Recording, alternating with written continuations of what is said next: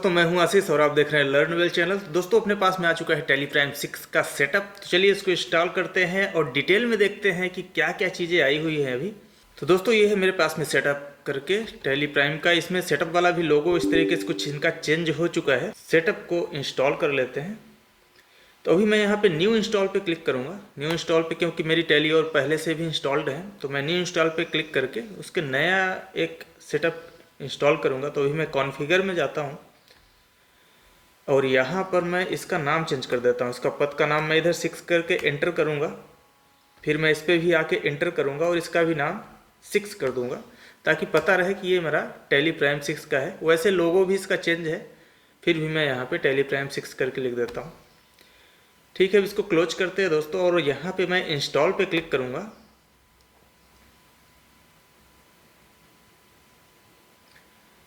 तो ये बहुत ही जल्दी दोस्तों इंस्टॉल हो गया अपना। अब स्टार्ट करते हैं, स्टार्ट टेली प्राइम।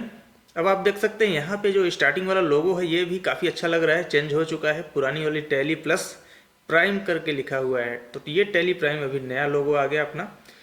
ठीक है, अभी मेरा ये नया इंस्टॉल हो रहा है, मैं इसको एक्सेप्ट कर लेता हूँ। अपना इंडिया के हिसाब से चलेगा। अब मैं यहाँ पे अपना लाइसेंस एक्टिव कर लेता हूँ, use licence reactivate existing licence करके। ठीक है दोस्तों, अपना लाइसेंस जो है एक्टिवेट हो चुका है। अब टेली स्टार्ट होगा, टेली प्राइम। तो अभी क्या है, स्टार्टिंग में जो पहले थोड़ा ज़्यादा टाइम लगता था, अभी जल्दी स्टार्ट हो रहा है। अब इसमें मैं दोस्तों कोई सी भी एक कंपनी ओपन कर लेता हूँ। अभी जैसे ये सारी कंपनीज है, इसमें अपने को माइग्रेट करना पड़ेगा कंपनीज को। तो चलिए मैं इसी को ओपन करता हूँ। फर्स्ट वाली ए जो करके लिखा हुआ है और इसमें माइग्रेशन के लिए पूछेगा, तो मैं इसको बैकअप को यस करके रख सकता हूँ, या तो इधर कॉन्फ़िगर में जाके मैं इधर बैकअप नहीं लेना चाहता तो मैं इसको नो कर सकता हूँ और वापस से एस्केप की प्रेस करके इस पर माइग्रेट पे क्लिक करूँगा। तो ये अपना डेटा माइग्रेट हो जाएगा। माइग्रेट होने में ज़रा भी टाइम नहीं लगा, जल्दी से माइग्रेट हो गया। तो दोस्तों, अब इसमें टेली प्राइम 6 में आई कौन कौन सी चीज़ें हैं, चलिए एक बार मैं वो आपको बता देता हूँ। सबसे पहले दोस्तों आया हुआ है बैंकिंग का इसमें फील्ड। अब इसमें अगर एक्सचेंज में अपन जाएँ तो यहाँ पे आपको दिख जाएगा ऑल बैंकिंग ऑप्शंस करके। इसमें आपको login, log out, get statement, get bank balance, ये कनेक्शंस वगैरह। साथ में आपका बैंकिंग में रिकन्सिलेशन वाला पार्ट भी है यहाँ पे, तो आप यहीं से बैंक स्टेटमेंट वगैरह ला के रिकनसाइल कर सकते हैं। अभी आगे की वीडियो में अपन देखेंगे कैसे क्या करना है।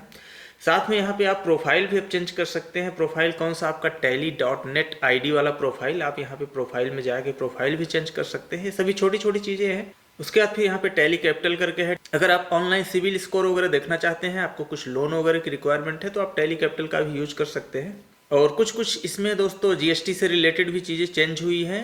जो आपकी जो पहले से कुछ प्रॉब्लम्स थी जीएसटी के अंदर छोटी मोटी, वो उसको दूर किया गया है। साथ में टीडीएस और वैट से रिलेटेड भी चेंजेस आए हुए हैं। इससे पहले चलिए दोस्तों अपन नेट बैंकिंग से स्टार्ट करते हैं, क्योंकि ऑनलाइन नेट बैंकिंग के थ्रू ये टैली कनेक्ट है और इसी चीज़ को लेकर टेली प्राइम 6 रिलीज किया गया है। तो सबसे पहले उसी चीज़ को देख लेते हैं कि कैसे आप टैली को net banking, online net banking के थ्रू कनेक्ट करके उसका डेटा वगैरह आप ले सकते हैं, उसका बैलेंस वगैरह आप देख सकते हैं। तो यहाँ पे आपको दिख जाएगा दोस्तों एक्सचेंज करके, या तो आप इधर बैंकिंग में भी जा सकते हैं। बैंकिंग में भी आपको बैंकिंग एक्टिविटीज़ वगैरह यहाँ पे भी दिख जाती हैं। रिकन्सिलेशन से रिलेटेड पार्ट हो गया, इधर चेक से रिलेटेड पार्ट हो गया, अदर रिपोर्ट्स से रिलेटेड पार्ट हो गया। तो अपन फिलहाल चलते हैं दोस्तों यहाँ पे एक्सचेंज वाले में। एक्सचेंज में जाएंगे। अब जैसे आपका जीएसटी करके सबसे ऊपर दिख रहा है, तो आपका जो जीएसटी ऑनलाइन अपन कनेक्ट हो जाते थे, ये उसका वाला ऑप्शन हो गया। और इसी में अगर आप देखेंगे कि बैंकिंग वाला सेक्शन भी आ चुका है, तो इसमें आपका सेंड पेमेंट्स में get balance, all banking options करके दिख रहा है। साथ में कॉन्फ़िगर करके है, तो कॉन्फ़िगर में आप जाके इधर चीज़ें जीएसटी से रिलेटेड आप कॉन्फ़िगर कर सकते हैं।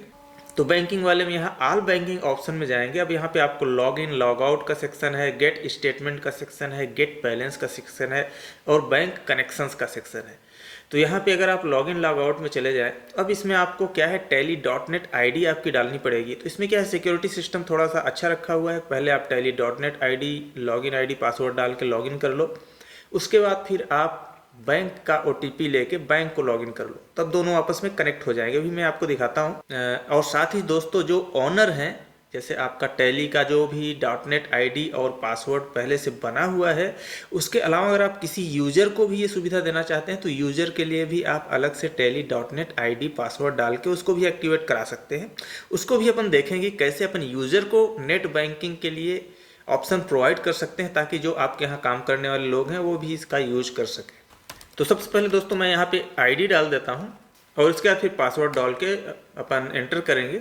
अब इसमें क्या है, आपको एक OTP आएगा। तो जैसे ही आप OTP एंटर करके इधर एंटर करेंगे तो ये आपका कनेक्ट हो जाएगा। आपको साइड में रीसेंड OTP का भी ऑप्शन मिलेगा दोस्तों। आप यहाँ से रीसेंड OTP भी कर सकते हैं। मान लीजिए अगर आपको OTP नहीं आया थोड़ी देर तक, तो आप यहाँ पे रीसेंड OTP करके उसको रीसेंड भी कर सकते हैं। अब यहाँ पे दोस्तों आ चुका है अपना you have successfully logged in, you can now use the connect banking services. तो अभी हम लोग क्या है OTP के थ्रू नेट अपना .NET ID को लॉगिन कर लिए हैं।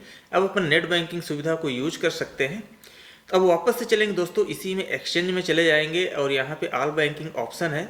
अब यहाँ पे लॉग इन लॉग आउट का जो ऑप्शन है दोस्तों, आप इस पर वापस से क्लिक करेंगे तो आप यहाँ से लॉग आउट कर सकते हैं। ये आपका लॉग आउट करने के लिए बोल रहा है, do you want to log out. अगर आप यस पे क्लिक करेंगे तो आप लॉग आउट हो जाएंगे यहीं से। तो लॉग इन लॉग आउट आपका वहीं से होता है, यहीं पे आपका ऑल बैंकिंग ऑप्शन में जाने से। तो दोनों चीज़ें आप लॉग इन लॉग आउट से यहीं से कर सकते हैं। अब उसके बाद फिर यहाँ पे गेट स्टेटमेंट, गेट बैलेंस करके है, बैंक कनेक्शंस करके है, और आपको यहाँ पे गेट बैलेंस का ऑप्शन ऊपर में भी दिया हुआ है, ऑल बैंकिंग ऑप्शन के ऊपर भी। तो आप यहाँ से भी जाके बैलेंस वगैरह चेक कर सकते हैं। अगर मैं इधर जाऊँ दोस्तों तो अभी आप यहाँ पे देख सकते हैं अभी मेरा कोई भी बैंक इधर कनेक्ट नहीं है। तो मैं यहाँ पे पहले बैंक को कनेक्ट करूँगा। अब बैंक कनेक्शंस करके आपको इधर साइड में एक दिख रहा होगा, तो आप इस पे जाके बैंक कनेक्ट कर सकते हैं। सेम आप अगर आप गेट बैलेंसेस पे अगर नहीं जाते तो यहीं आपको ऑल ऑप्शंस में यहाँ पे गेट स्टेटमेंट पे भी आप अगर जाते हैं तो यहाँ पे भी सेम वही चीज़ आएगा, बैंक कनेक्शंस करके आपको ऑप्शन दिखेगा। अब अगर आप यहाँ पे बैंक कनेक्शंस पे जाएंगे तो मैंने यहाँ पे पहले से एक बैंक को कनेक्ट करके रखा था जो अभी आपका इन प्रोग्रेस है, कनेक्शन स्टेटस इन प्रोग्रेस करके दिखा रहा है, ऑटो रिन्यू डुआई, ठीक है, ये सारी चीज़ें दिखा रही है। अब यहाँ पे अगर आपको न्यू कनेक्शन बनाना है दोस्तों तो इधर आपको न्यू कनेक्शन करके एक ऑप्शन दिया हुआ है।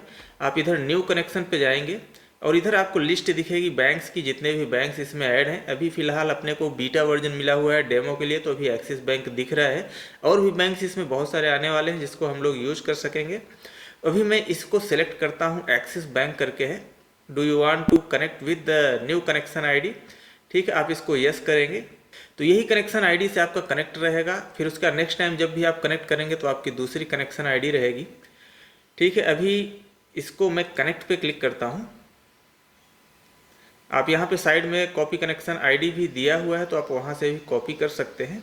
तो आप देख सकते हैं कि अपना एक्सिस बैंक की वेबसाइट अभी ओपन हो चुकी है। इधर आप देखेंगे साइड में, तो यहाँ पे एक्सिस बैंक की वेबसाइट ओपन हो चुकी है। और साथ में एक चीज़ और भी मज़ेदार चीज़ आपको देखने के लिए इधर मिलेगी, link your account with tally करके लिखा हुआ है। किसकी वेबसाइट पे? एक्सिस बैंक की वेबसाइट पे दोस्तों। यानी कि जो एक्सिस बैंक और टैली का वो टाई अप हो चुका है यहाँ पे ऑलरेडी।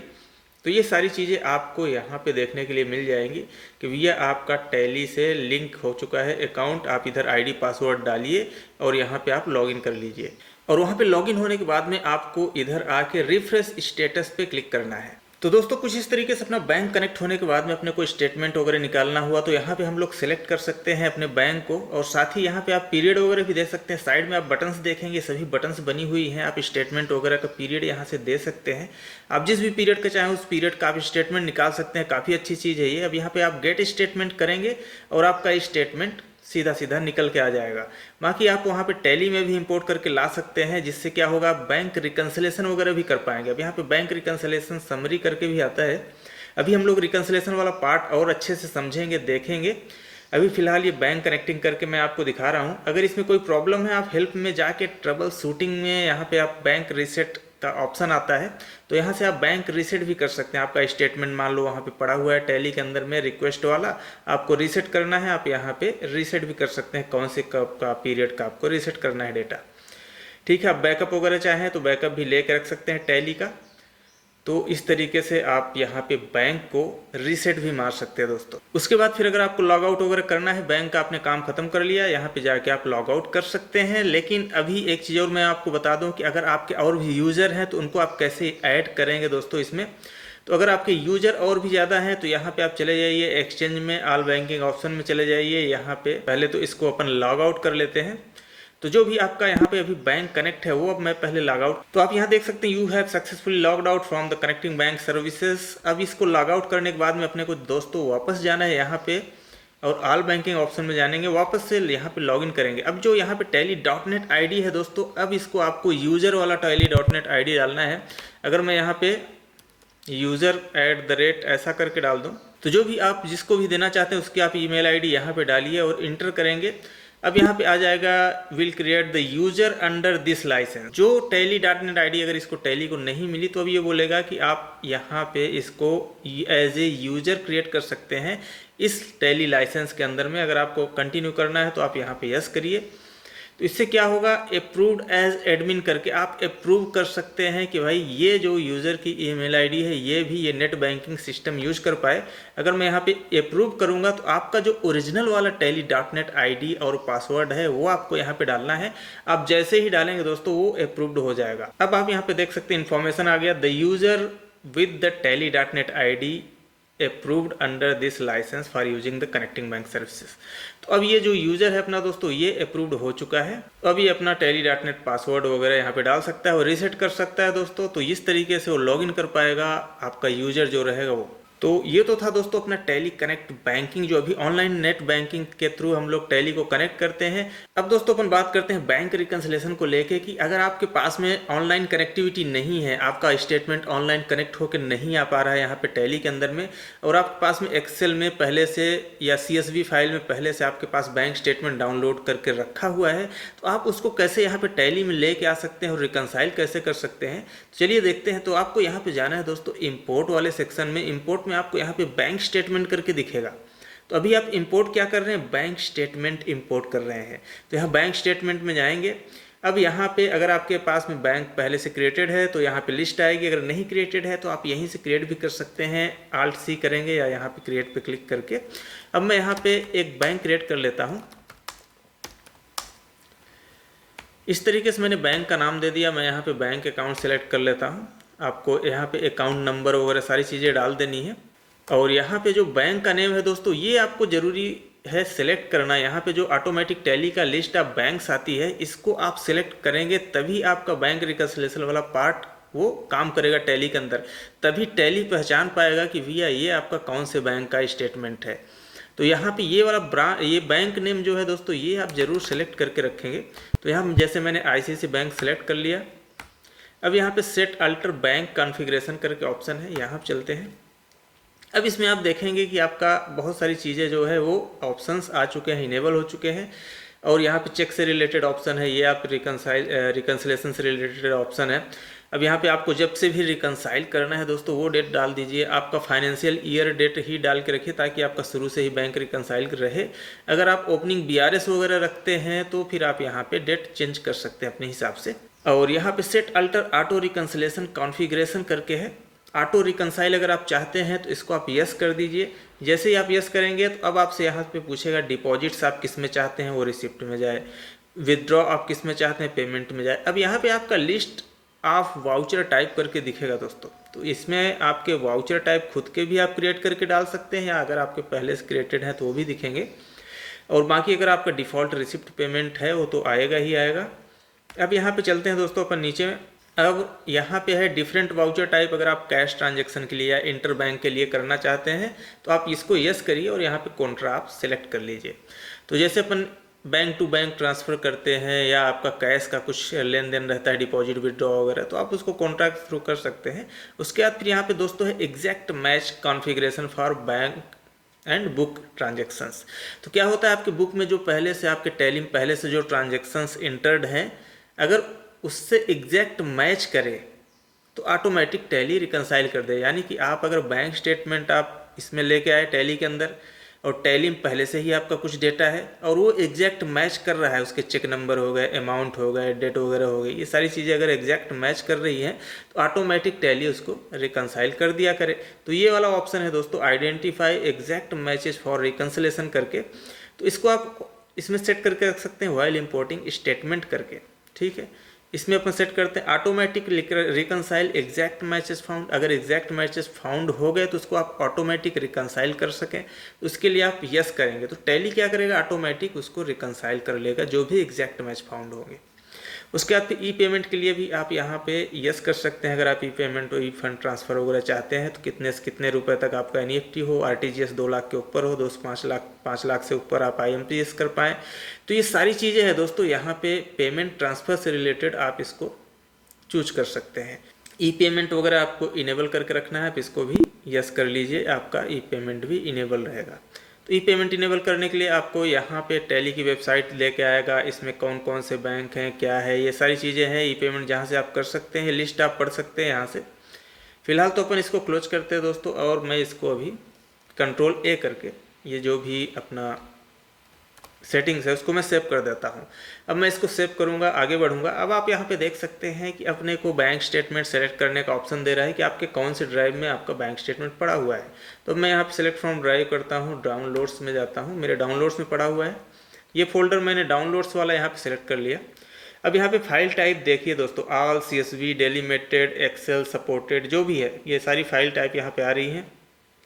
तो CSV आपका एक्सेल जैसा ही रहता है, डेलीमिटेड करके आपका टेक्स्ट या नोटपैड टाइप की जो फाइल रहती है वो आ जाती है। और सबसे ज़्यादा यूज जो होता है दोस्तों एक्सेल यूज होता है, तो अपन यहाँ पे एक्सेल सेलेक्ट करेंगे, क्योंकि मेरे पास में भी जो बैंक स्टेटमेंट है ICICI का वो एक्सेल में ही पड़ा हुआ है।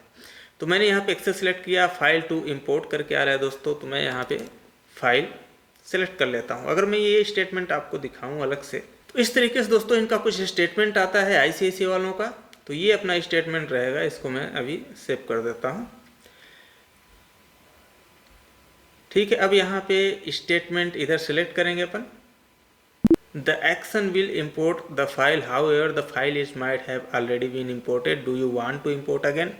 तो अगर फाइल पहले से भी इम्पोर्टेड है तो ये पूछ रहा है कि फाइल पहले से इम्पोर्टेड है, आप दोबारा इम्पोर्ट करना चाहते हैं, तो आप इसको यस करेंगे, कोई दिक्कत नहीं, फाइल अपनी आ जाएगी। प्रीव्यू अपन यस रखेंगे। अब इसको अपन एक्सेप्ट करते हैं दोस्तों।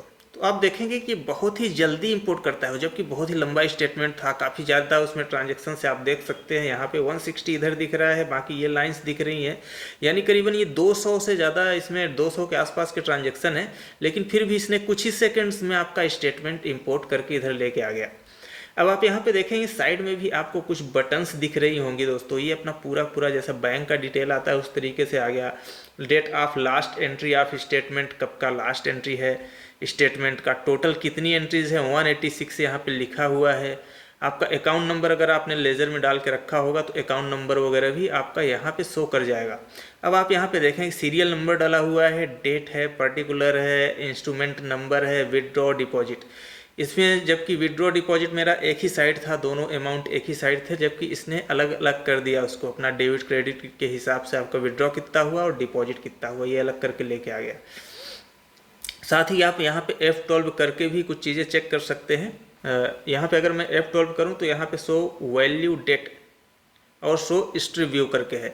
तो वैल्यू डेट आप यस करेंगे तो यानी कि जिस डेट में अपना चेक वगैरह क्लियर होता है वो वाला वैल्यू डेट रहता है। और इस इनेबल हिस्ट्री व्यू करने से दोस्तों एक इसका हिस्ट्री व्यू आपको मिलेगा, जिससे आपको बैंक स्टेटमेंट रिकनसाइल करने में काफ़ी ज़्यादा हेल्प मिलेगी। तो अपन यहाँ पे हिस्ट्री व्यू करते हैं। अब आप देख सकते हैं कुछ स्ट्रिप्स इस पर बन गई हैं, एक वाइट कलर की, एक थोड़ा ग्रे कलर की। तो इससे अपने को डेटा फाइंड आउट करने में, अलग अलग देखने में अच्छा रहता है। ठीक है, अभी अपना डेटा आ गया दोस्तों। अब अगर मैं यहाँ पे इंपोर्ट पे क्लिक करूँगा तभी ये डेटा अपना टैली के अंदर इंपोर्ट होगा। अगर आप इस पे इंपोर्ट पे क्लिक नहीं करते हैं तो आपका डेटा टैली के अंदर नहीं आएगा, सिर्फ यहाँ पे शो करेगा। अभी मैं इंपोर्ट पे क्लिक करता हूँ ताकि ये सारा का सारा डेटा अपना आ जाए। अभी आप देख सकते हैं मैंने जैसे ही क्लिक किया कुछ ही सेकंड्स में 186 वाउचर्स जो है यहाँ पे दिख रहे हैं। अब यहाँ पे बैंक रिकन्सिलेशन समरी करके आ रहा है दोस्तों, आप इसमें जाके आप बैंक रिकन्साइल कर सकते हैं। जैसा अभी अपन ने टैली कनेक्ट और नेट बैंकिंग वाले फीचर्स देखा था कि उसमें हम लोग यहाँ पे बैंक रिकन्साइल कर सकते थे ऑनलाइन डेटा इम्पोर्ट करके। सेम वही चीज़ आप यहाँ पे एक्सेल से डेटा लेके आ गए, इम्पोर्ट कर लिया आपने। अब यहाँ पे बैंक रिकन्साइल समरी वाला ऑप्शन आपको इनेबल होकर दिख गया। अब यहाँ पे अपन जाते हैं बैंक रिकन्साइल वाले में। तो पहले से तो अपनी एंट्री कुछ पड़ी नहीं हुई है। यहाँ पे आप देख सकते हैं balance as per company books करके ऊपर में आ रहा है। तो इसमें कंपनी बुक्स वाले में कुछ नहीं है, कोई एंट्री नहीं है। Available in only in books करके, तो ये कंपनी बुक्स के रिलेटेड आपको ऊपर में दिखेगा। ठीक है, अब इसमें ओनली इन बैंक करके दिख रहा है, अवेलेबल ओनली इन बैंक। तो ये बैंक में जितनी भी आपकी एंट्रीज हैं, वो डिपॉजिट्स कितनी हो रही हैं, विड्रॉ कितने हो रहे हैं, ये सारी चीज़ें आपको दिख रही हैं यहाँ पे। ठीक है, अब यहाँ पे अपन एंटर करते हैं एक बार और ये सारी की सारी एंट्रीज अपनी यहाँ पे दिख रही हैं। अब मुझे क्या करना है, ये वाउचर्स क्रिएट करने हैं। मान लीजिए मेरे टैली में पहले से वाउचर्स क्रिएटेड नहीं है तो ये क्रिएट करने रहेंगे। अगर मैं यहाँ कंट्रोल स्पेस करूँ ये सभी सिलेक्ट हो जाएंगे। यहाँ पे क्रिएट VCH मल्टी वाउचर करके ऑप्शन आ रहा है, तो यहाँ से मैं इसको क्रिएट कर सकता हूं दोस्तों, और रिकंसाइल भी कर सकता हूं अगर अपनी पहले से कोई एंट्री पड़ी हुई है। तो सबसे पहले तो मैं यहाँ पे चलता हूँ, कुछ 2-4 वाउचर को एंट्री कर लेता हूँ। जैसे मैंने इतने को सेलेक्ट किया, अब यहाँ पे create PCH voucher, multi voucher. अब इसमें आपको लेज़र नेम डालने का दोस्तों ऑप्शन आ रहा है, तो अब आप यहाँ से लेज़र नेम वगैरह डाल सकते हैं। आप जैसे स्पेस दबाएंगे सारे के सारे लेज़र नेम आपको यहाँ पे शो करेंगे, आप यहीं से एंटर करके उसको सेलेक्ट कर सकते हैं। अब अगर मान लीजिए ये लेज़र नेम आपके नहीं रहते तो आप यहीं से क्रिएट भी कर सकते हैं दोस्तों। Alt+C किया आपने और यहाँ से आप लेज़र नेम भी क्रिएट कर सकते हैं। तो आपका जिसमें भी आपने उसको पेमेंट किया हुआ है या जो भी आप पार्टी के नाम से पेमेंट दिखाना चाहते हैं उसको आप यहाँ पे क्रिएट कर सकते हैं। और साथ में ही आप यहाँ पे एक ऑप्शन और देखेंगे दोस्तों, Alt+L करके है, क्लियर लेज़र नेम करके। अगर आप इस पर Alt+L करेंगे तो ये सभी लेज़र नेम वापस से हट जाएंगे एक साथ जो आपने डाला हुआ था, और फिर से आप यहाँ पे डाल सकते हैं न्यू लेज़र नेम जो भी आपके रहेंगे। अब यहाँ पे सबसे ऊपर में आपको दोस्तों एक दिख रहा होगा कॉमन लेज़र करके। आप चाहते हैं कि ये सभी एंट्रीज आपकी एक ही हैं, जैसे बैंक चार्ज वगैरह रहता है, बैंक चार्ज आपने सेलेक्ट कर लिया वहाँ से सारे, और आप चाहते हैं कि सभी की सभी एंट्री जो बैंक चार्ज में जाए। 2-4 वाउचर को और मैं इधर डाल देता हूँ, क्रिएट मल्टी वाउचर करके। इधर मैं लेज़र नेम सेलेक्ट कर लेता हूँ, ठीक है। इसको मैंने एक्सेप्ट किया, mark as regular and reconcile करके। यहाँ पे अगर मैं इसको रेगुलर एंड रिकंसाइल करूँगा तो वो आपका एंट्री हो जाएगा। भी आप देख सकते हैं कि जो अपन ने ऑप्शनल वाउचर में डाल के रखे थे वो वाला अपना ऑप्शनल में दिख रहा है, और बाकी को अपन यहाँ यहीं से mark as regular and reconcile कर सकते हैं। अब यहाँ पे do you want to continue करके आ रहा है रिकंसिलेशन में, तो अपन इसको यस करेंगे तो आपका रिकंसाइल हो जाएगा। अब आप देख सकते हैं पार्शियली रिकंसाइल्ड करके ऊपर में आ रहा है, अवेलेबल ओनली इन बैंक करके आ रहा है। तो अब ये पार्शियली रिकंसाइल्ड करके क्यों आ रहा है, एक बार आप इसको ज़रूर यहाँ से पहले से चेक कर लीजिए। अब जैसे इसमें लिखा हुआ है कि अपन ने ये 30,000 किसी और में डाला हुआ है, ये पहले से किसी और में डाला हुआ था, तो ये आपका इस तरीके से आता है। जबकि आपका इंस्ट्रूमेंट नंबर वगैरह जो चीज़ें यहाँ पे आ रही हैं आप देख सकते हो सभी चीज़ें सेम है। सेम यहाँ भी वही चीज़ आपका आ रहा है कि आपने भैया थोड़ा सा यहाँ पे रॉन्ग करके रखा हुआ है, तो ये आपका पार्शली रिकंसाइल्ड में जा रहा है। और साथ में आप साइड में देखें बहुत सारी बटन्स जो है वो दी हुई हैं। यहाँ पे आपका स्टेटस वगैरह सेट करके रख सकते हैं, क्या स्टेटस रहेगा उसका, कि आपका प्रोसेस्ड है, रिकंसाइल्ड है, आप स्टेटस यहाँ से डाल सकते हैं। ठीक है दोस्तों, तो ये तो हो गया आपका जो अभी नया फीचर आया हुआ है उसके थ्रू रिकंसाइल करने का। आप चाहें तो यहाँ पे मैनुअल रिकंसिलेशन वाला ऑप्शन भी चूज कर सकते हैं। इधर मैनुअल रिकंसिलेशन में जाएंगे तो आपका जो भी चीज़ें पहले से जो एंट्री रहेंगी वो आपको यहाँ पे दिखेंगी। अगर मैं यहाँ पे कुछ एंट्रीज मैनुअल डाल देता हूँ, आपका जिससे भी पैसा आ रहा है अभी मैं उससे रिसीव एक दिखा देता हूँ, तो ये अपनी एक मैनुअल एंट्री भी हो जाएगी। ठीक है, अब अपन चलते हैं वापस से यहाँ पे बैंकिंग वाले में। बैंकिंग में चले जाएंगे, इधर इंपोर्टेड बैंक डेटा में चले जाएंगे, यहाँ पे करंट अकाउंट में गए। अब यहाँ पे आपको दिखेगा कि आपने कब का डेटा कितना इंपोर्ट करके रखा हुआ है, कितने डिपॉजिट्स हैं, कितने विड्रॉल हैं, आपको कौन सी डेट में कितनी एंट्रीज है। ठीक है, आप इसको यहाँ पे जाके एंटर करेंगे और ये डिटेल्स आपका वापस से ओपन हो जाएगा दोस्तों। अब यहाँ से आप चाहें तो इसको reconcile, modified, create new vouchers करके ऑप्शन है। अच्छा, इसमें क्रिएट मल्टी वाउचर वाले में एक और ऑप्शन है, क्रिएट वाउचर्स कंसोलिडेटेड करके। अब मान लीजिए आपको दो आपको पेमेंट मिले और एक ही कस्टमर के हैं। अब जैसे मान लीजिए मुझे ये 2 पेमेंट मिले और हैं ये एक ही कस्टमर के, मैं चाहता हूँ एक ही लेजर में एंट्री होके आ जाए, तो यहाँ पे साइड में जो है क्रिएट वाउचर्स कंसोलिडेट करके इस पर चले जाएंगे और यहाँ से आप उसको एंट्री कर सकते हैं। मान लीजिए मुझे इस लेजर में डालना है, तो ये आप देख सकते हैं कि दोनों का टोटल अमाउंट यहाँ पे आ रहा है। तो अब मैं इसको अपने हिसाब से चीज़ें यहाँ पे चेंज कर सकता हूँ। तो यहाँ पे नरेशन वगैरह डाल के आप इसको सेव करेंगे। अब वो क्या होगा, आपका एक ही लेजर में वो एंट्री हो गई। सेम ऐसे ही आप बहुत सारी चीज़ें और इसमें कर सकते हैं। पोटेंशियल मैचेस करके है, जब आपका बुक्स में डेटा पड़े रहेगा वो सारी चीज़ें आपको दिखेंगी। सेट स्टेटस वगैरह है, आपका वाउचर स्टेटस क्या सेट करना है, रिकंसाइल हो चुका है, होल्ड करना है, बेसिक आप वैल्यू आप इसको किस मोड में देखना चाहते हैं, ये सभी ऑप्शंस आप यस नो कर सकते हैं अपने हिसाब से। फिल्टर वगैरह भी आप लगा सकते हैं। मान लीजिए आपको कोई फिल्टर करना है, डेटा को आप कोई चीज़ सर्च करना चाहते हैं तो आप यहाँ पे फिल्टर वगैरह भी लगा सकते हैं।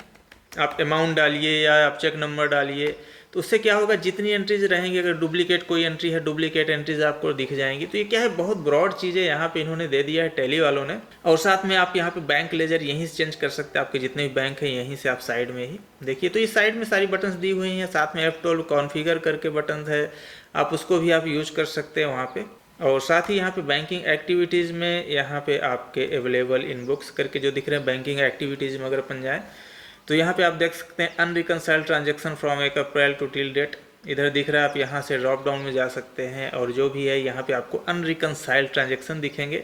बस आप इसको सेलेक्ट करिए और रिकनसाइल करते जाइए। रिकनसाइल में भी आपको ऑप्शंस यहाँ पे दिख रहे हैं, अनलिंक रिकनसाइल करके। जो ऑलरेडी रिकनसाइल हो चुका है आप अनलिंक कर सकते हैं, और जिसको आपको रिकनसाइल करना है आप उसको अवेलेबल इन बुक्स वाला यहाँ पे ऊपर में दिखेगा, और नीचे में आपका जैसे यहाँ पे दिख रहा है अवेलेबल इन बुक्स करके एक एंट्री जो भी अपन ने डाला था वो दिख रहा है। अब ये एंट्री अपनी रिकनसाइल करनी है मान लीजिए किसी से, तो वो एंट्री किससे रिकनसाइल हो, जैसे मैं इसको सेलेक्ट करता हूँ, इसको मैं अनसेलेक्ट कर देता। अभी मैंने ये 2 एंट्रीज को सिलेक्ट किया कि मैं मान लेता हूँ कि ये और ये एंट्री है। अब इसमें आपका कुछ बैंक चार्ज भी लगा, आप एक एंट्री और भी साथ में रख सकते हैं, तो ये 5044 रुपये जोड़ के ये इससे मैच होना चाहिए। तो इस तरीके से आप रिकनसाइल कर सकते हैं। आपने 3 एंट्री सेलेक्ट किया, आप रिकनसाइल पे क्लिक करेंगे, ठीक है, वो आपका रिकनसाइल हो जाएगा। अब आप यहाँ पे देख सकते हैं कि मैच नहीं हो रहा है, पार्शली रिकनसाइल्ड करके दिख रहा है, ठीक है। तो ये एंट्रीज आपको यहाँ पे दिखेंगी। अगर मैच रहेगा एग्जैक्ट तो ठीक है, आपको रिकनसाइल होके वो चले जाएगा।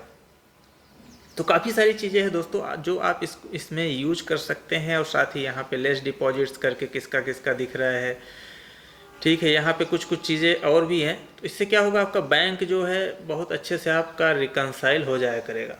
तो ये तो था दोस्तों बैंक रिकन्सिलेशन को लेके। तो आपको मैंने अभी कनेक्ट बैंकिंग बैंक रिकन्सिलेशन बता दिया, और साथ ही अभी चलते हैं छोटी मोटी जो चीज़ें हैं उसको भी देख लेते हैं। और इसमें दोस्तों डाटा स्प्लिट को लेके भी कुछ चेंजेज हुए हैं। तो आप यहाँ पे से डाटा में जाएंगे, अगर आपकी मान लीजिए एक फाइनेंशियल ईयर कंप्लीट हो चुकी, जैसा अभी मार्च के बाद आप लोग डाटा स्प्लिट करने की जरूरत पड़ेगी, तो यहाँ डाटा में जाके आप स्प्लिट कर सकते हैं। पहले आप वेरीफाई कर लेंगे डेटा को कि भैया अपनी कंपनी में कोई एरर तो नहीं है। अभी नो एरर करके आ गया, उसके बाद फिर यहीं से आप स्प्लिट कर सकते हैं डेटा को। तो यहाँ पे जाके आप स्प्लिट करेंगे, आपको जब से डेट डालना है। तो ये सभी ऑप्शंस हैं जो आप चूज कर सकते हैं दोस्तों। तो ये कुछ नए तरीके का थोड़ा सा यहाँ पे डेटा स्प्लिट का इनका आ गया चेंजेस।